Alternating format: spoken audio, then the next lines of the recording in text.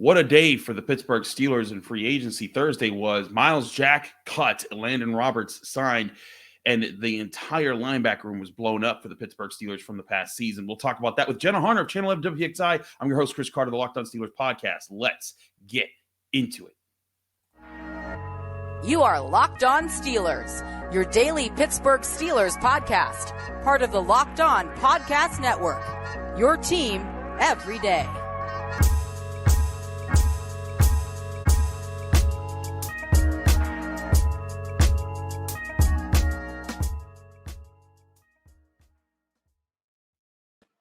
Hello and welcome to the Locked On Steelers podcast. I'm your host, Chris Carter, bringing you your daily dose of all things the Pittsburgh Steelers. As always, you can find this show on your favorite podcasting app and especially on YouTube. Like this video if you saw it on YouTube. Subscribe to this YouTube channel to get all of our daily Monday through Friday episodes as well as our bonus content. We thank you for making the Locked On Steelers podcast your first listen every day. Today's episode is brought to you by Nissan. Nissan brings you this episode of Locked On Steelers with the all-new, all-electric 2023 Nissan Ariya. The Nissan Ariya, the EV for people who love to drive. Learn more at nissanusa.com. As I said before, we're joined by Jenna Harner of Channel 11 WPXI. Jenna, we knew that there would be changes to this Steelers team. We didn't know what changes they would be. But I think one thing that you and I talked about going into this offseason was that Devin Bush was going to be gone. We thought maybe Robert Spillane would be back. We thought maybe they'd work out a contract, change up with Myles Jack. None of them are back. It's now been completely blown up. The Steelers cut Myles Jack Thursday morning, along with signing Elandon Roberts. So now your current Steelers linebacker room, as I believe it is Cole Holcomb, the free agent that was announced to be, they were agreeing to from the Washington Commanders, and then also now Elandon Roberts, who comes in from the Dolphins, and you still have Mark Robinson.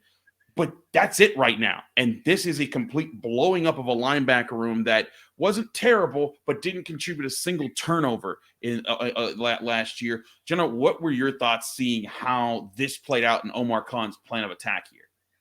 Well, I think it's just been super intriguing in general to see the way that Omar Khan has attacked free agency up to this point. And obviously we'll talk about that as this episode goes along, but it's been so fascinating to me to see that this isn't a Steelers front office right now that's kind of sitting put. They're making changes. They're making decisions. They're going out and doing things. In reality, I feel like you are going to be spending less money on your linebackers room right now.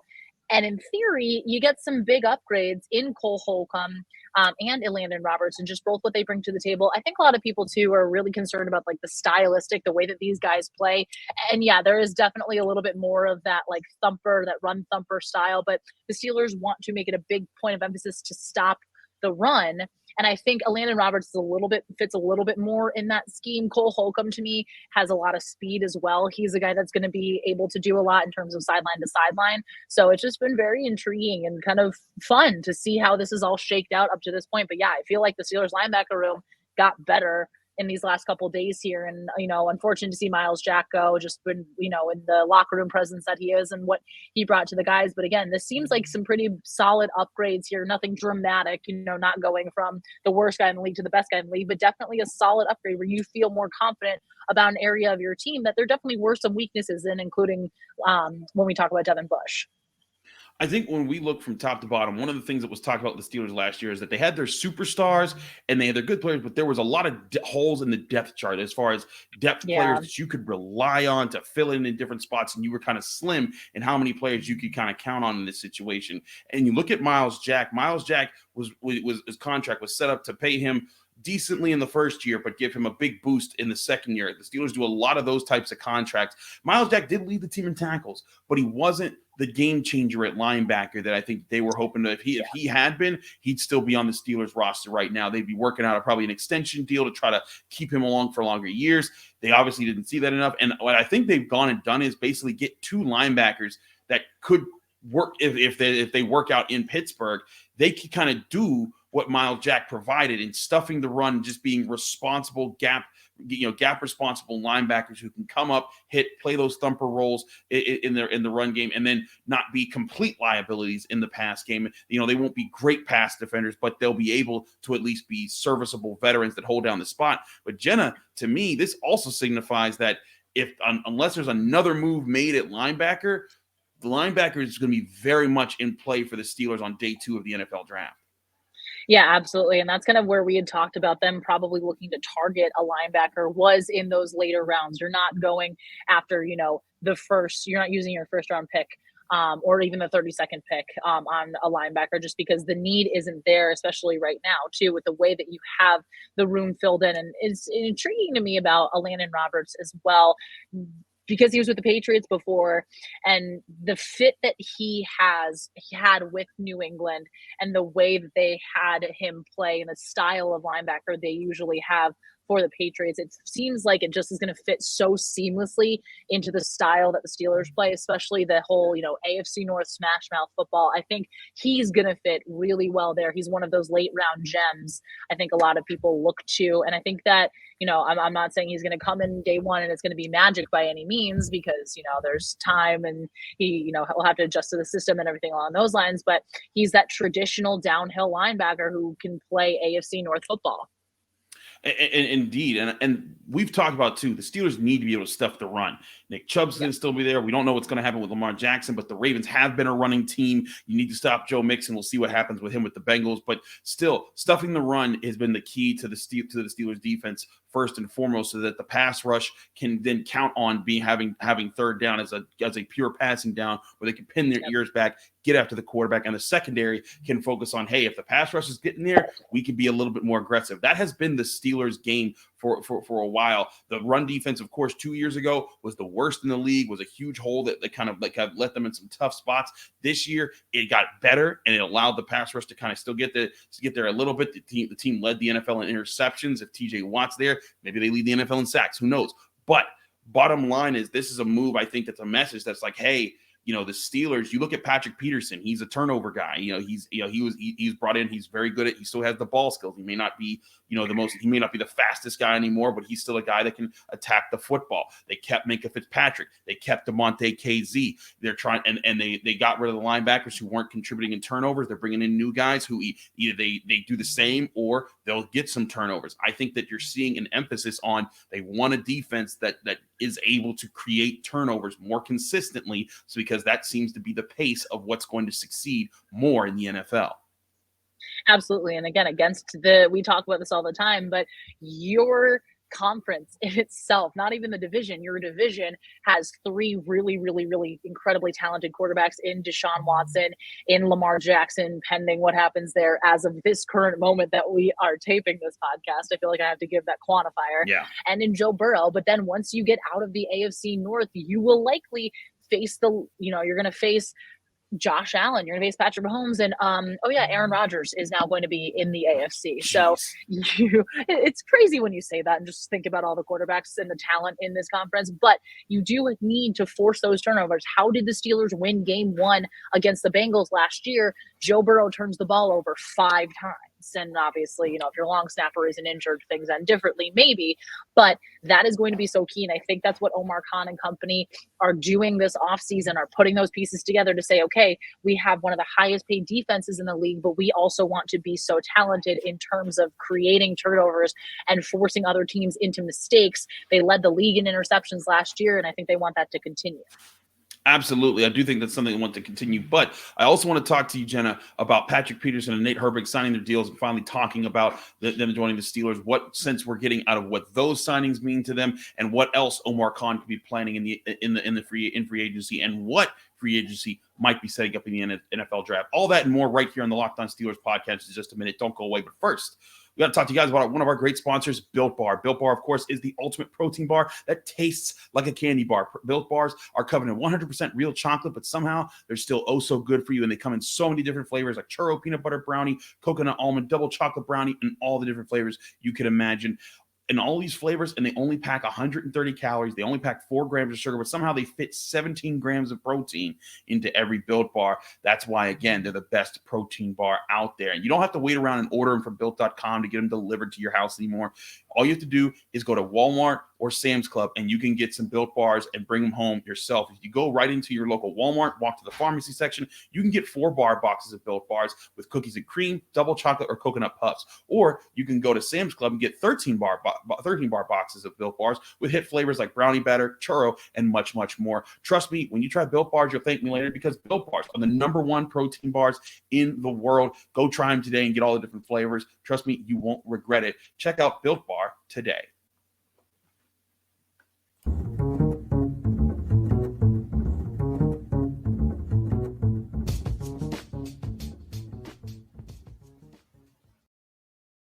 Back here on the Locked On Steelers podcast, I'm your host, Chris Carter, here with Jenna Harner of Channel 11 WPXI.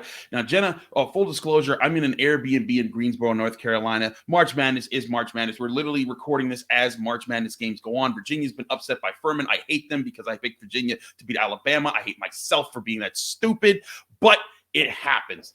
Noah Hiles is grabbing the remote from my table as we speak. But point being, we are doing this midday Thursday. So there is very well that there could be something that happens that changes up this episode. So if some of these tonals, if there's some of these things that we say that may seem like wow, that seems outdated, this is why free agency happens. We've been adjusting to it all week. I hope our listeners do understand. But Jenna, one thing that won't be old anytime soon is Patrick Peterson and Nate Herbig signing their deals. They're official, and they spoke to Pittsburgh media. What was the sense you got from what Patrick Peterson had to say, and especially about Mike Tomlin? Because he's a guy that every year for years, Jenna, every time free agency hit or trade season hit, Steelers fans would be, oh, you got to get Patrick Peterson. And he never would come to Pittsburgh. But now he's here at 32. He'll be 33 years old when the season starts. What was the impression you got from Peterson? You're muted, Jenna, by the way.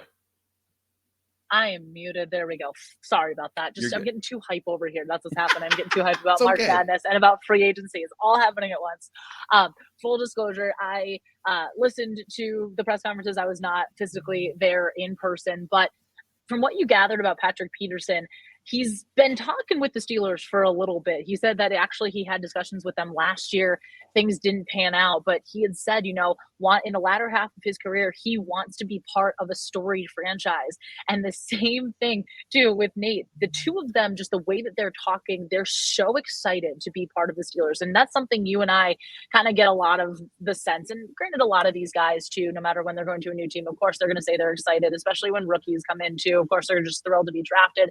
But I've really gotten the sense that players want to come to the Pittsburgh Steelers. That is something that's very intriguing to them. Mike Tomlin, of course, and just the storied history of this franchise. That's something that entices a lot of players, and that's what we really saw from Patrick Peterson. He, talked about, too, the fact that, yes, he's going to be 33, like you mentioned, but he still feels like he has a lot left in the tank. When we were listening to his emergency press conference on his podcast with Brian McFadden the day that the news broke that he was going to be coming to the Steelers, he said, I train really differently. I'm in the lab constantly. My body is really important, and I train really hard, and I train differently to make sure that I can be out there and still be as agile, still be as tough as he is at his age. He also did say that, yes, number 7 is off limits. He understands that.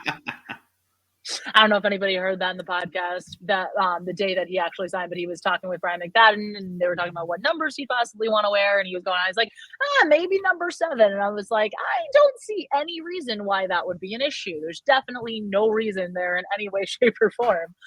There would be anything wrong with that. But something too, I keep going on different tangents here, but something with Patrick Peterson, he had said, and a lot of people over in the that knew him and covered him at the Vikings said that he mentors the younger guys, the younger DBs a lot. And he said, he would invite them over for dinners and film study. He said, I'm the oldest of 5 kids today. When he was asked about that, it's kind of in his nature. I have so much I can pass on to the next generation.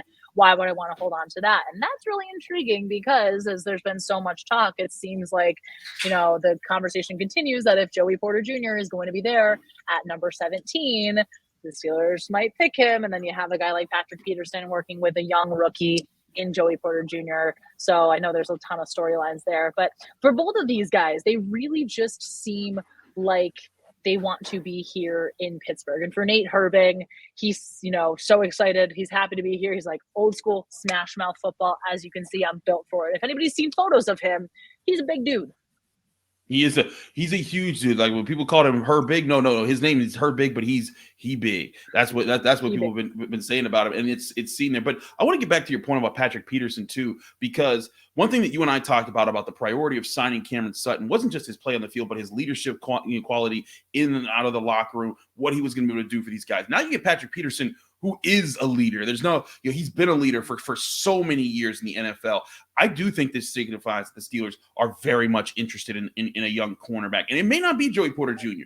Devon Witherspoon's been rumored to be falling down the draft charts. It may not even be a first-round corner. Maybe Emmanuel Forbes. It may be Kyle Blue Kelly somewhere in the second or third rounds, as far as other guys.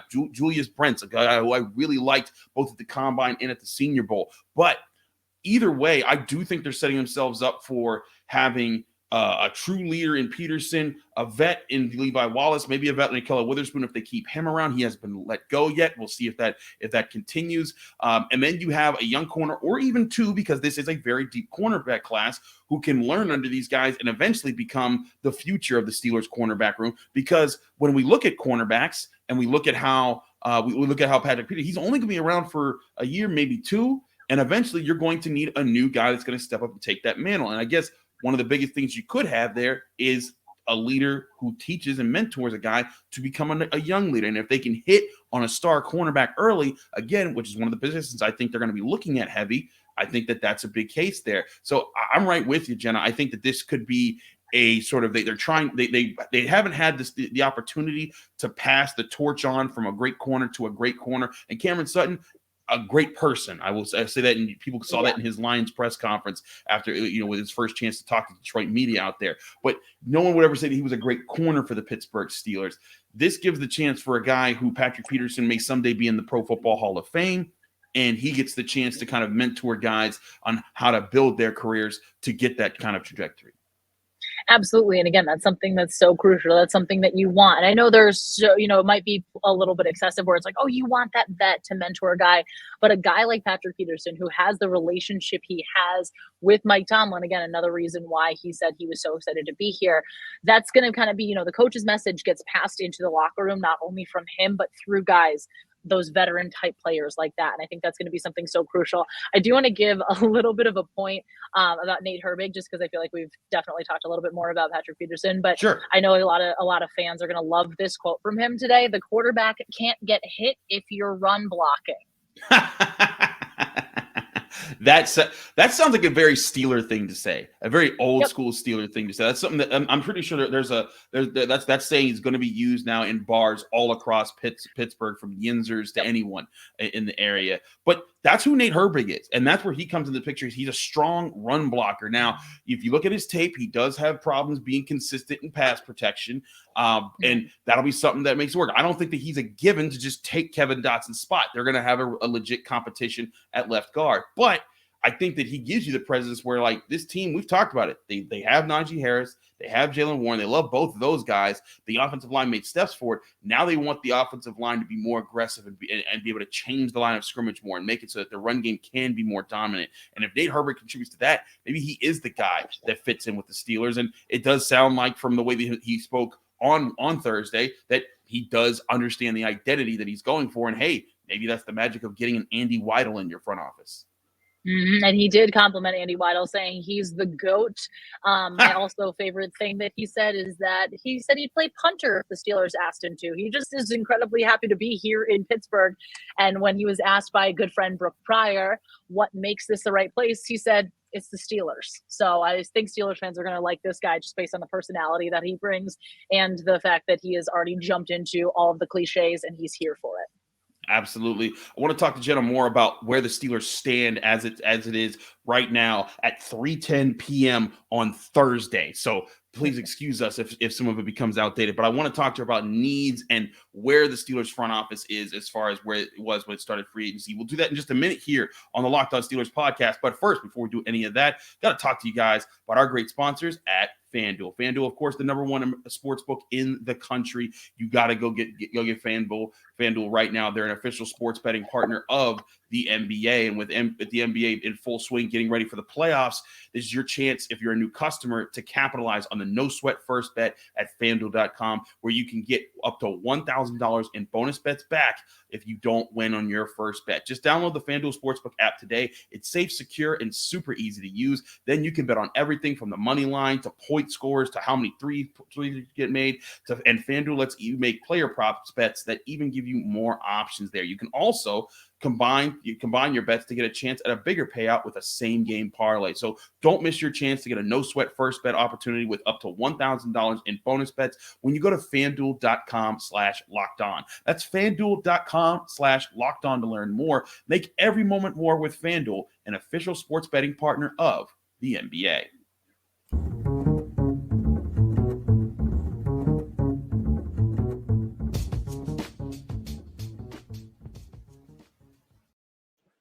Back here on the Locked On Steelers podcast, I'm your host, Chris Carter, here with Jenna Harner of Channel 11 WPXI. Jenna, taking a step back from the interviews and the specific moves made just on Thursday for the Steelers, letting go Myles Jack, bringing in Elandon Roberts, and seeing everything that's going on there. We now see the Steelers. They've made a lot of reasonable moves. They've made a lot of modest signings of players that have decent upsides, veterans that are coming in and going to help in positions where maybe there was a weakness last year, or there is a weakness based off of who they've let go now. And we still haven't seen a big splash from the Steelers. That feels very much like the Omar, like the Kevin Colbert of old, there. But Omar Khan is going about things a little differently. He's been very aggressive in remaking the linebacker room. He's making these moves. And as I talked about on the Thursday episode, the rumor that the Steelers were in the market for Orlando Brown, however much they were willing to put into that market, we don't know how much money they were offering, if there even was an official offer. Maybe there's another big signing coming. But Jenna, with the NFL draft still ahead of us and still other signings that need to happen in free agency, where do you see the Steelers making the biggest splash in the offseason? It doesn't just have to be money spent in free agency, but where you think the biggest move that will kind of be the pinnacle of what the Steelers need to do this offseason to get to next year? I think it's going to come. I know this is probably too easy of an answer here, but I think it's going to come with whichever direction they decide to go with that first round pick. And I think it's basically going to be based on what's going to happen over the next handful of days here, if anything. If the Steelers are going to get an offensive lineman or tackle specifically within the next little while here leading up to the draft, I think that could be something that tells us a lot about how they're going to be going into this draft. And I think you feel really comfortable with a lot of your position groups going into the draft. And then, as the Steelers do and tend to do, pick the best available player. And I feel like if that happens, you feel like you're at a really solid place if you're Omar Khan and company. But I feel like I've mentioned this a lot. It feels so different in a little bit of a sense. And I don't want to say drastically different, but the way that Omar Khan is making moves, it feels like the Steelers are making more moves in free agency than they usually would tend to do at this point. Even just last year, I feel like there isn't that much discussion about all these little moves here where Omar Khan is seemingly, putting together a really, really, really intriguing free agent period and making these really, to what I think are really solid signings across the board here to make this team better without going and overspending on anybody.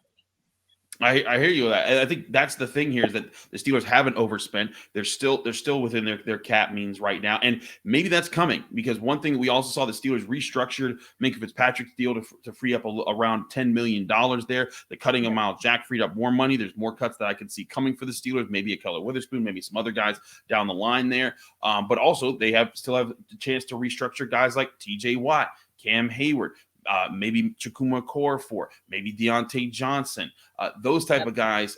The money's there to be had if the Steelers need it, and the question will be if they need it. But I agree with you. The first round pick going in different directions here, that could be the determining factor of how people feel about this offseason, because these are all, I think, with good role players. And as we talked about before earlier in the show, I feel like that the Steelers were kind of top heavy, where they had some really good starters at some really important positions, but then they were weak in other areas. And now they're bringing in veterans that are filling in those holes and hoping that those veterans will be better at those jobs that are role playing jobs to support the superstar players like TJ Watt, like Minkah Fitzpatrick, like Cam Hayward, and those types of guys. And they're hoping that some of those guys that were kind of role players last year who were learning the ropes, like Najee Harris, Kenny Pickett, George Pickens, those types of guys that they can step forward and be more prominent in their roles. But you're right. They do need to.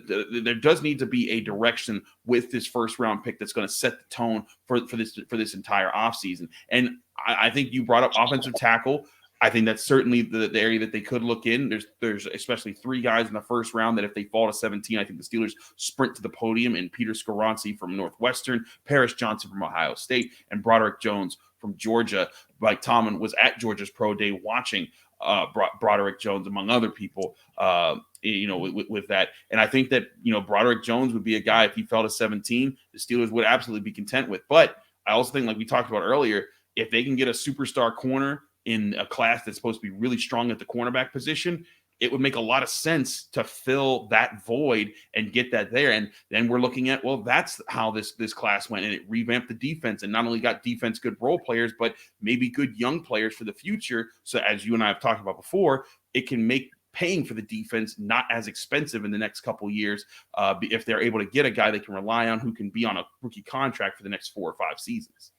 And that's going to be one of the things, obviously, as we talk about leading into the draft season, that is so crucial, is getting guys at those positions that are on those rookie deals. So you're obviously not having to pay them the excess of what you'd have to pay a guy like TJ Watt, a guy like what you're potentially going to have to spend to keep Alex Highsmith. But I just think that first round pick is going to really set the tone, because, again, if you go tackle, it's going to feel like, okay, this feels like a very complete offseason. They addressed positions of need that they needed. They got stronger in the cornerback room. They added linebacker depth. But then also on the flip side of that, I do think if you do go one of the corners, and we've talked about this a ton, but if Joey Porter Jr. is going to be there, to me, that just feels like the pick the Steelers are going to make regardless of who else is available at that position. Regardless of who else is available at that spot at number 17. That could be very interesting. I do wonder if that's the move. Joey Porter Jr., of course, a great athlete. Of course, his father and the connection to the Steelers. We know the Steelers love lineage and how important that is to them. But one thing that makes me wonder about that, because I felt the same way you did there for a while. But Joey Porter Jr., if you look at his production in college, he wasn't a turnover guy. And we've just talked about how turnovers are a big emphasis right now for what they're trying to build.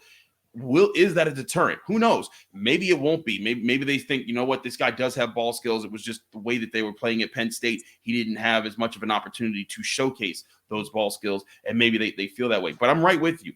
There's certain guys that they definitely have their mind on. But as we've seen, it is impossible to predict consistently accurate picks as far as which direction teams will go, as we've seen teams across the NFL make crazy moves that have shaken up the entire league. We'll keep you updated on all that and more things right here in the Locked On Steelers podcast. Jenna, thanks so much for joining us here in the Locked On Steelers podcast. Let me know they can find you, follow you, and get more of your work. Well, Chris, thank you for having me. As always, happy Friday. Happy March Madness, everybody. Enjoy free agency and March Madness just colliding. It's that perfect time of year. You can find me on Twitter at JennaHarner11, Instagram Jenna_Harner, and here on WPXI. Lots of fun stuff. Nothing too crazy by any means. Just lots of Pitt coverage in the tournament, Penguins, Pirates, all that fun stuff as things are really ramping up here as we're almost in spring. Can't believe it. Can't believe it either. Also, happy St. Patrick's Day to all those who celebrate out there as that's come along as well. Jenna, thanks again for joining us. And thank you all for joining us here in the Locked On Steelers podcast. You can find this show on your favorite podcasting app, whether that's Apple, Spotify, Google Podcasts, Odyssey, or you. And if you're watching this on YouTube, like the video if you enjoy it. Subscribe to this YouTube channel to get all of our daily Monday through Friday episodes, as well as our bonus content. We thank you for making the Locked On Steelers podcast your first listen every day, because we're your team every day. And you can find me, Chris Carter, at Carter Critiques on Twitter and Instagram. You can also find my work at the Pittsburgh Post-Gazette at post-gazette.com, where I cover University of Pittsburgh athletics. I'm out here in Greensboro, North Carolina, as Pitt has advanced to the round of 64. They play 3:10 p.m. Eastern time against Iowa State. We'll have a ton of coverage with myself and my partner Noah Hiles, as we're both here in North Carolina, if you want to get all that coverage. But if you want all your Steelers talk here on Locked On Steelers, catch us here. We're back Monday with more updates on the Pittsburgh Steelers. Stay tuned. If there's any big moves, I'll also try to get quick update videos up for you guys to keep you up to date with all the big moves. We'll see you right back here on the Locked On Steelers podcast.